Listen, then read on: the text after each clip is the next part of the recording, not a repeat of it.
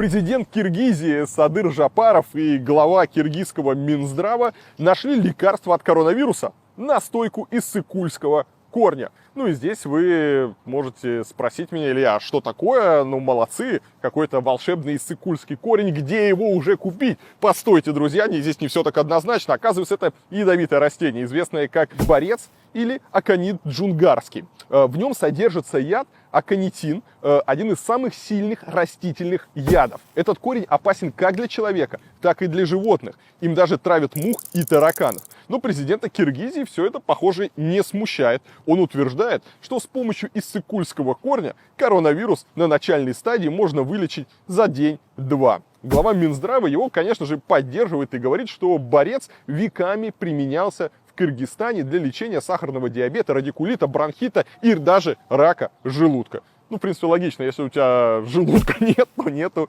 и рака. Вот, теперь они собрались этим ядовитым корнем лечить еще и коронавирус. Причем глава Минздрава не отрицает, что даже от одного глотка настойки человек может просто умереть. Но, с другой стороны, мертвые тоже не болеют коронавирусом, и можно поправить немножечко статистику. По ее словам, чтобы не умереть, нужно хорошенечко подогреть настоечку, и тогда яд ни на кого не воздействует. Он даже выпил настойку, ну, если, конечно, это она, на камеру. В общем, в Средней Азии завелась своя Танзания с такими же интересными правителями. Единственное, как обычно, жалко людей. Непонятно, сколько помрет, употребляя просто яд. И вообще как-то странно, когда президент и глава Минздрава советуют людям принимать какие-то непроверенные лекарства. И ладно, это была бы какая-то пустышка гомеопатии, не знаю, там святая вода или еще что-то. Но они советуют принимать откровенный яд, от которого наверняка погибнет там не один человек. Это просто какой-то вопиющий пи***ц. И я даже не знаю, кто здесь должен вмешаться, чтобы этот остановить. Ну, вот, к сожалению, да, такие люди есть, и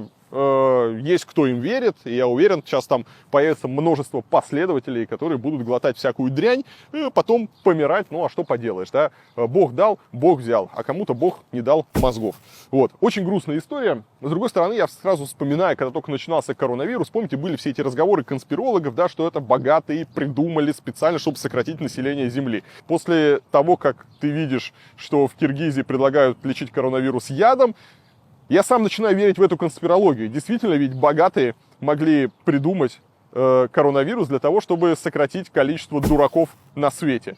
Мне кажется, они спланировали то, что рано или поздно появится какой-нибудь президент Киргизии, который будет рекомендовать пить яд, и дураков на земле станет меньше.